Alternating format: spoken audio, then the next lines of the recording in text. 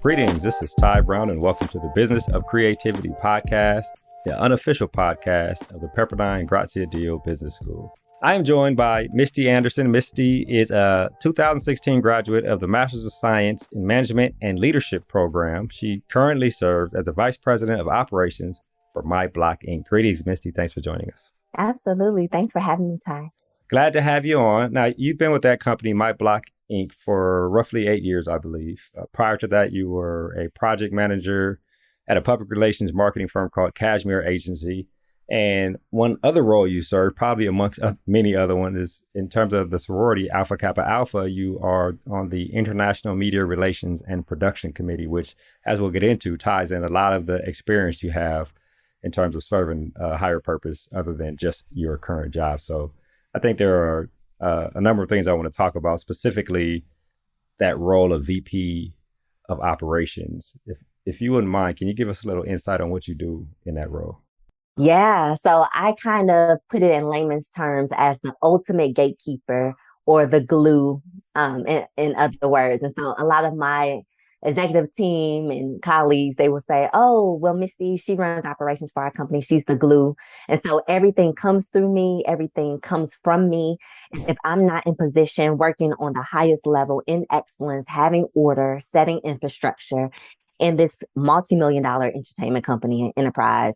And so there is a lot of work that goes into my prep for the day to make sure that I'm moving this company forward and moving myself forward on a high level, so we can accomplish all of our goals. So that's a simple way of explaining what it is that I do.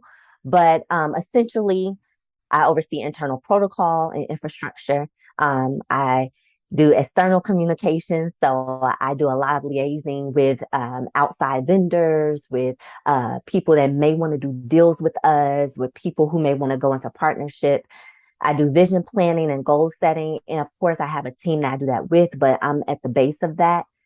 Budget and finance, I oversee that with our accounting team, staff recruitment, making sure that all the holes that we have get filled according to budget. I oversee the music production and distribution with our vendors, and I do a lot of liaising interdepartmentally. So within the company with PR team, with the marketing team, with branding team, everybody that plays a major role into making sure that this record label, as well as this media company, is running on all cylinders, that they understand the goals, the objectives, what's coming next, and how we need to best move forward to get things done. Yeah. It sounds like you have your hands in everything, right? Which usually a person who's over operations does to make sure the machine is moving forward. Like you said, the glue to keep things moving forward. Can you give us a little information on My Block Inc.? Who and what does that entail in terms of, my assumption is that it's an entertainment company, right? Yes, it is. It is. So My Block Inc. was started by Grammy Award winning producer Warren Campbell.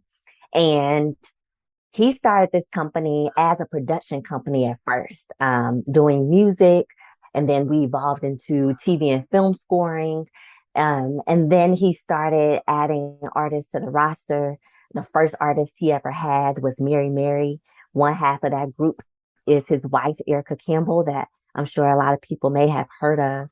And so then the label continued to grow. We have a roster of about 10 artists now that include MC Light, Joy Star on the R&B side, Tony Estes, but then on the gospel side, we have the Walls Group and Erica Campbell. We just signed a new young man that we're really excited about by the name of Carson Barnes, based in Chicago. And so we have this roster of talent. Now, at the foundation of this company is music. That brings in the bread and butter. That's what people know us for. Music that goes against the grain and the trend of what people would normally hear. But from that, these artists use their music platform to then go into other avenues of media and celebrity. So they become authors, they become podcast personalities, they become TV personalities, actors, public speakers, all of these different things. Some of them start their conferences and other platforms for themselves that bring in revenue. And so we kind of emerged into this multifaceted entertainment company that does all forms of media, from producing music to producing TV and film, and helping to manage the careers of so many talented people. So you guys do all that for, I guess. I heard you say MC Light. Of course, I'm a child of the 80s and 90s, so big Yeah. fan of MC Light. So you guys do Yeah. all that, right? Whatever Yeah, venture they decide to go into, you help them get into that venture and manage it and help it grow it to become successful, absolutely. which is excellent.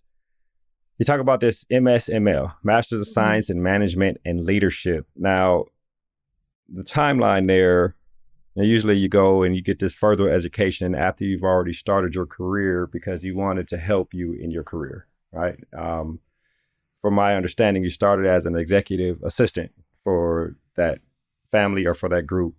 And now being VP of operations means you've progressed in that company, right? They trusted you when you came on and started giving you more responsibilities. And now, you might be running the whole thing from behind the scenes type of situation. Yeah. That your decision to go to Graziadio and get that MSML. Talk to us a little bit about that decision. Yeah. So I've always just been a student of life. Like I just love knowledge. I love growing. I believe that you never ever arrive and you never will in this life. There's always so much more to find out, to learn, to explore, to become. And so at the time that I applied to the program at Pepperdine, I was about 5 years into my career. At that time, I was at the first company cashmere agency that you spoke of. And I knew that I was looking for something new, something to catapult me into whatever this next level was. Wasn't quite sure. After I applied to the program, I ended up getting a job with the Campbell family. But at that turn, um, I had a lot of mentors that were like, you need to do the MBA, you need to do the MBA program. So to help me kind of fine tune which program I wanted to do, I reached out to the four major schools. Pepperdine was one, of course, UCLA, USC, and then LMU. Yeah. They're all based in SoCal. And so I was looking at everyone's program and I really was leaning toward MBA. But then to my surprise, I came across this MSML program, which is the management, or excuse me, Master of Science in Management and Leadership. I always tell people it's business management and leadership program. But what I loved so much about it was that it was like MBA's cousin. That's why I describe it Is that how like you call it, MBA's cousin? like we're all family, we're all in the same business school, but we focus on different fragments of the business. Both sides are effective, but it really depends on what you value most and where you're headed. And so I understood that at the base of everything that I'm called to do, people are it. People are my way to, people are my way through. Me impacting people is my purpose. And so I rather to focus on the people and how to build a business from the inside out than focus on building a business from the outside in. Okay. So I'm like, you can give me any shell, give me any career path, and I can do what I need to do masterfully as long as I understand how to manage teams effectively, how to encourage and transform teams effectively, and use people to get things done. But it's not just using people as a tool, but it's also impacting their lives to make them feel confident enough to get the vision, done or Yeah. get goals done within that company. Yeah, make people feel important, feel like that working for the whatever organization is more than just collecting a paycheck, right? Trading time for money. I find that interesting because it sounds like that program helped you understand that aspect of business and understand that aspect of people. But I imagine somebody such as yourself probably understood a little bit of that before the program. You graduated from Missouri undergrad, if I Mm-hmm. remember correctly, right? Journalism with a minor in theater. So tell me about how that background helped you, I guess, first working in public relations, and then now, like you just said, understanding people and how people are important in terms of leadership, in terms of a business, in terms of making the business successful internally so it can be successful externally. Yeah, so journalism is literally mastering all different forms of communication in order to get a message through to people in a way that they understand it best. Um, my degree was convergence journalism with an emphasis in broadcast. Convergence journalism is literally mastering all forms of journalism and learning how to converge it, how to bring them together to build a story. So that means how do I frame it online on the news website?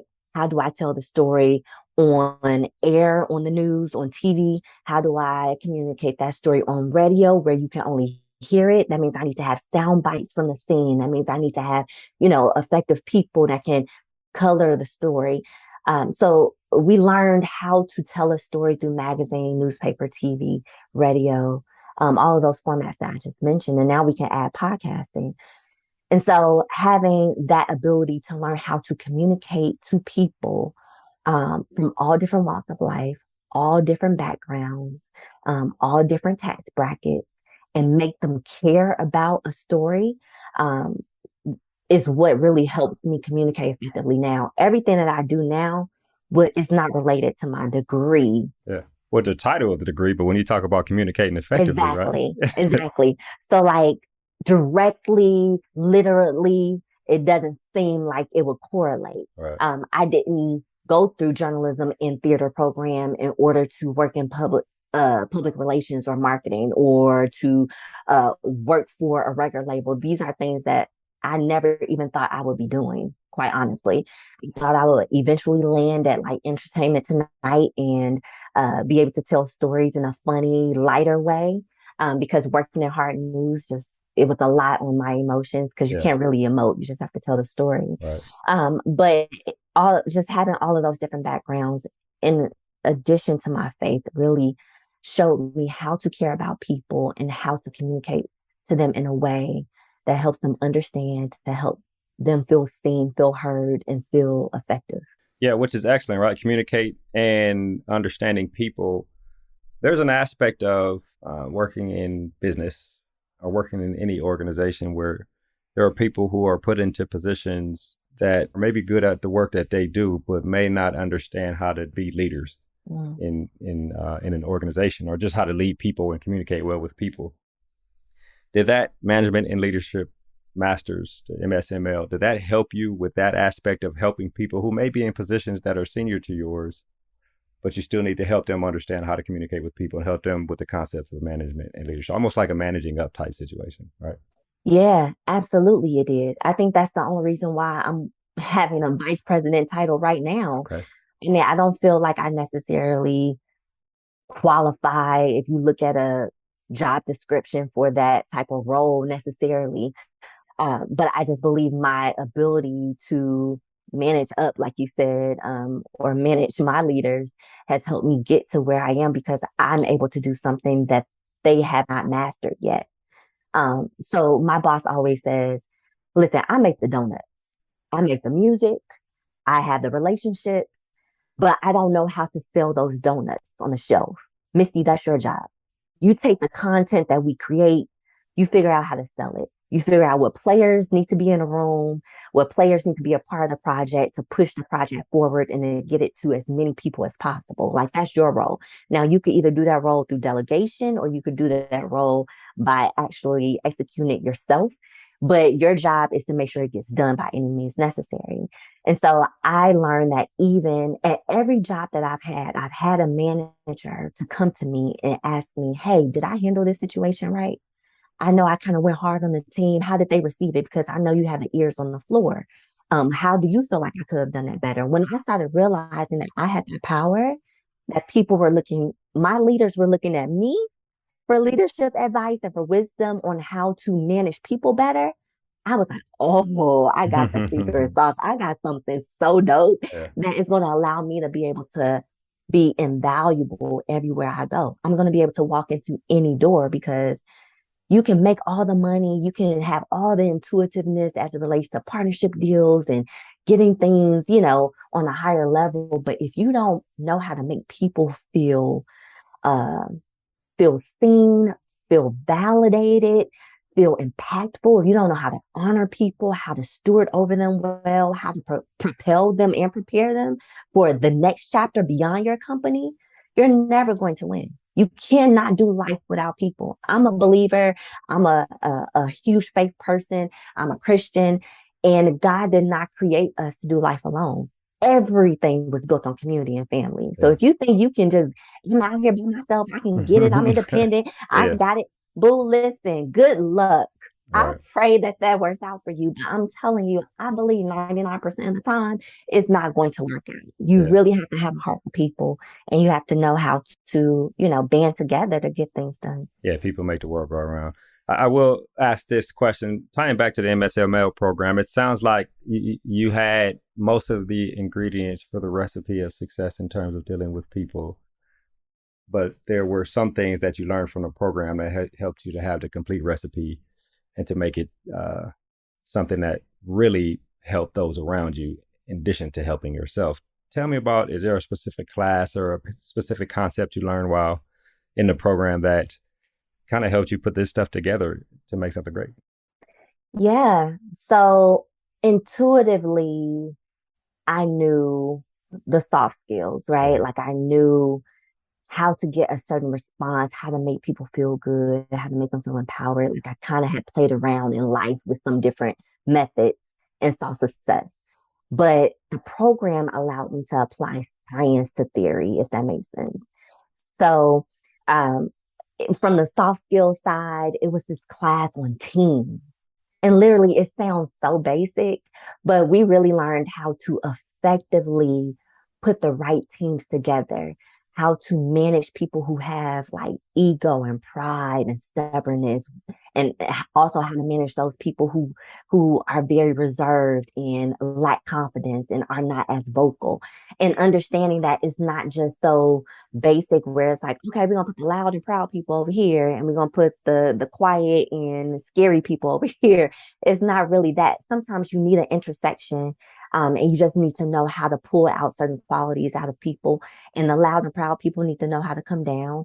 The soft and scary people need to know how to get some strength and get some confidence and build up. And so you kind of need that combination. So I learned that in teams, how to really strategically put the right people together and make great things happen.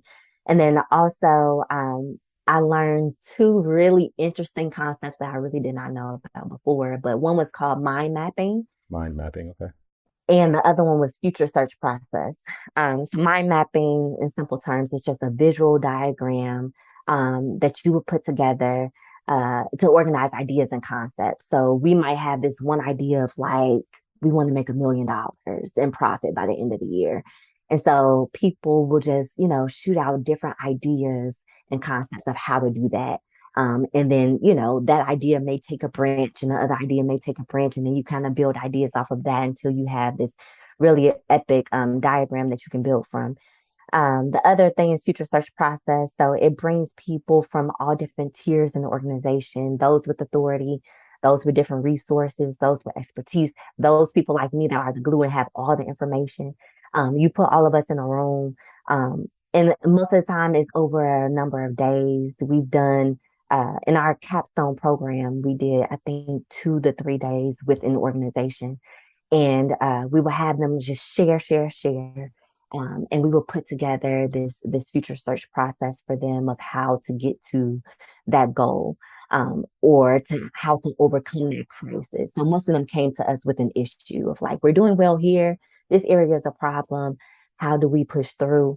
And so you have some people that are like totally against. They don't think that that thing is an issue. They don't want to tackle it. You have some people that are like, if we don't tackle it, I'm leaving the company, all those different things. So you bring people in a room to just settle everyone and really find the path forward. So it's a cool interactive way of doing that. So when you say future search process, is that the future and search refer to accomplishing a goal or solving a problem that we want to have solved in the future? I'm trying to tie the names to the Yeah, yeah, processes. yeah, yeah. So it's basically taking a current issue and figuring out a way to uh create a really great path forward, if that makes sense. Yeah. So the strategies you build on this level in this season will help to build the future of the Future, yeah. I think organization. that's excellent. Did you find yourself using the mind mapping and future search process in what you do now in terms of operations? I have done it. I've done it more so on a consulting level, Okay. with ministries and with other companies. Some of the members of my capstone program actually built consulting company together.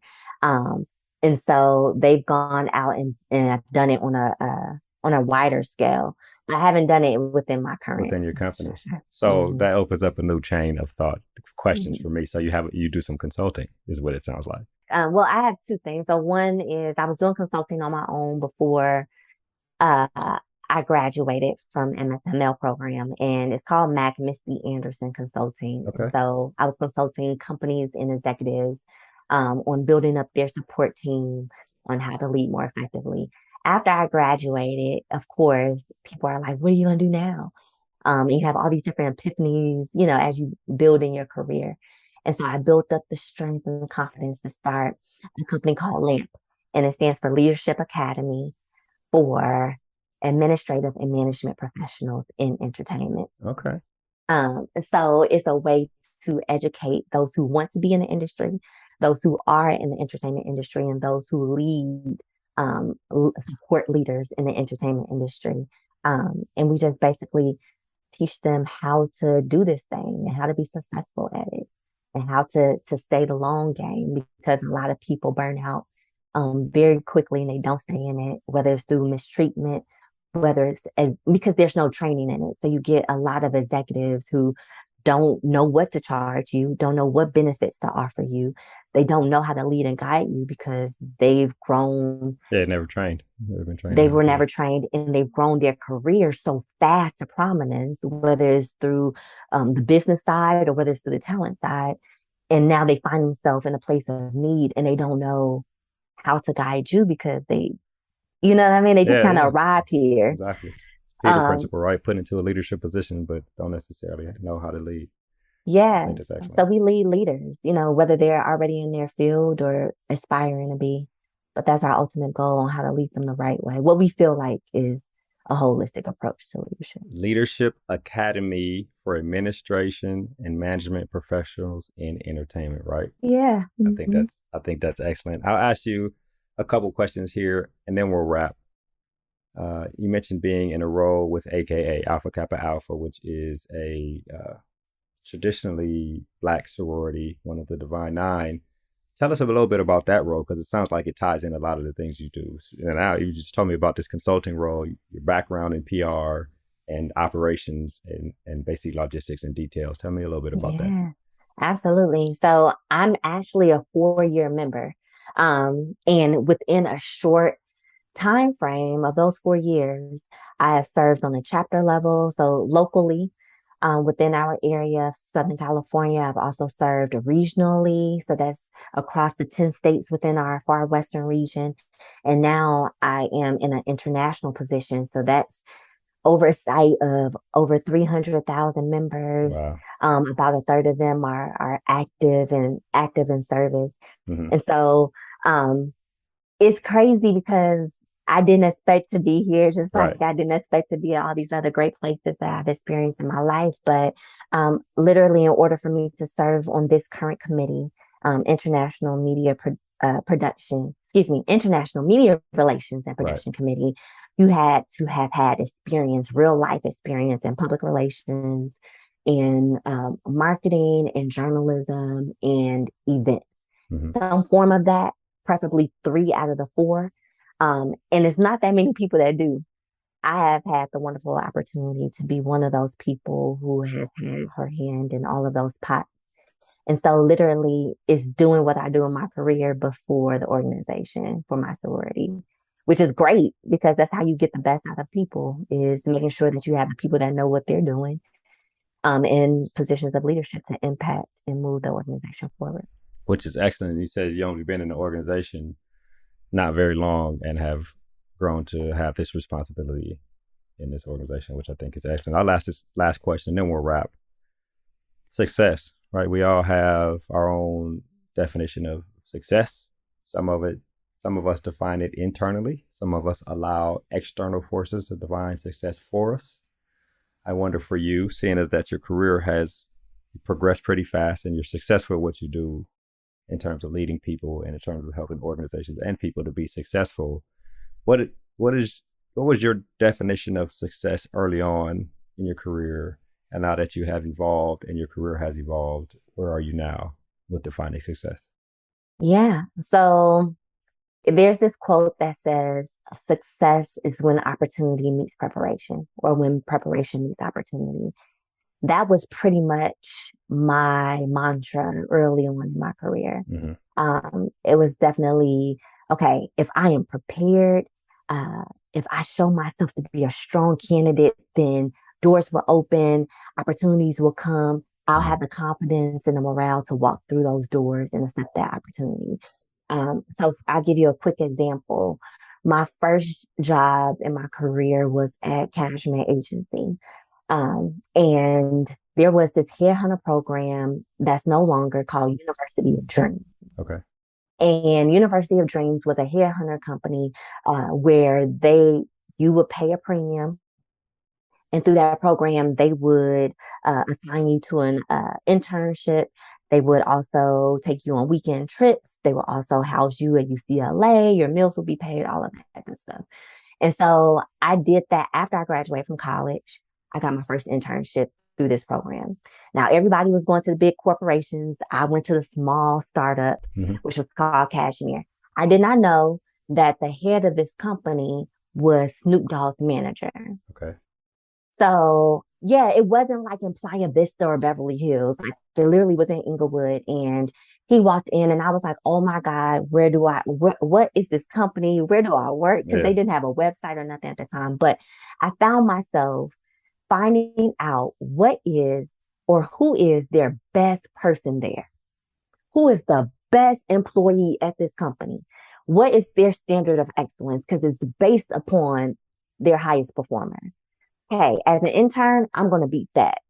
So I'm not sitting at the intern table. I'm not kicking with my friends. I'm not taking the full lunch break. I'm getting here early. I'm chopping it up with the executives. I'm cleaning the floors. I'm putting the coffee on, a fresh pot of coffee. I'm turning on the candles in the conference room. I'm finding ways to come up with new infrastructure. I was there to make myself as invaluable as I knew to do. When I did that, I got the job. Literally, success came because I was prepared, I had a plan, and when opportunity arose, I was ready to walk through it. So that was early in my career, that was it.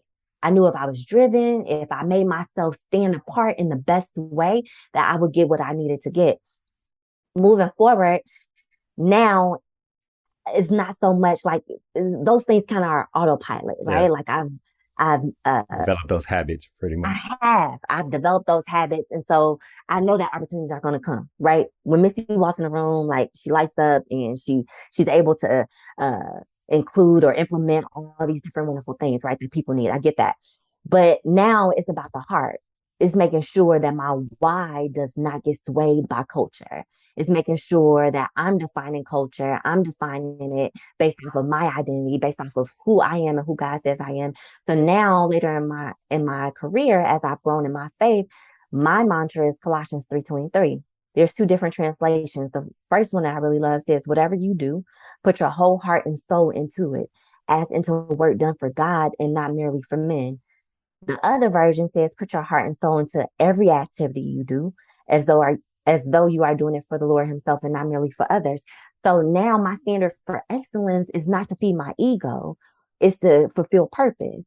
My standard for excellence is not based off of what so and so is going to think about it or how so and so is going to feel or about being better than so and so. It's literally about, God, are you happy with who I am and how I'm going about impacting your people? Because they don't belong to me. They are not in competition. We're all in this world just trying to figure it out and make the best of ourselves. So, like, my daily regimen is praying and asking, okay, what is it that you want me to do today? Sometimes it's not following a task list and getting 10 things done. It makes us feel good as human beings, but sometimes that's not the real work. The real work is like, okay, today I need you to call so and so, and I need you to empower them in this. I need you to take this person out to lunch. I need you to call your boss, and I need you to, set up this meeting for so and so. So every day is different based on what my purpose is. And so I follow that. And that helps me to always stand outside the pack. It helps me to always be invaluable. It helps people to be like, there's something different about you. What is it? Like literally when I walked into the event where I met you, Hmm. and you were the first person, you were like, whoo, hi. It's hilarious. Everyone's in their silos in their conversations. I'm just trying to like figure out which conversation I'm gonna jump into. Like then I And show up within and a start a new one with you, right? Exactly. And within a few minutes, it's like, hey, I think I have a story to tell. And so, but I didn't go into that room saying, oh, I need to make sure I network with this person. I get this opportunity when I leave, and I grab this business card, and I make this many connections on LinkedIn. I don't care. At this point in my career, that's not a focus for me. Right. I know by taking care of my purpose and being in alignment with God's plan for me, that all of those things are automatically going to happen because I showed up and I showed up as my best self and I showed up with great intentions and a great heart for people. And that's your measure of success now, as opposed to early on looking for successful people and trying to gauge how to make the organization or how this organization itself is successful. Yeah. I think that's an excellent thing. Well, Missy, this has been an excellent conversation. I really appreciate you joining us here on the Business of Creativity podcast. Thank you for having me again. That was Misty Anderson. Misty is the Vice President of Operations for My Block Inc. She also has a consultancy called Leadership Academy for Administration and Management Professionals in Entertainment, or LAMP. She's on the International Media Relations and Productions Committee for Alpha Kappa Alpha Sorority Incorporated. And she is also a 2016 graduate of Graziadio's MSML, or Masters of Science in Management and Leadership program. And of course, I am Ty Brown with the Business of Creativity, the unofficial podcast of Graziadio's School of Business. And keep in mind, the role of a leader is to create and maintain an environment that people want to be a part of. And as always, be better tomorrow than you are today.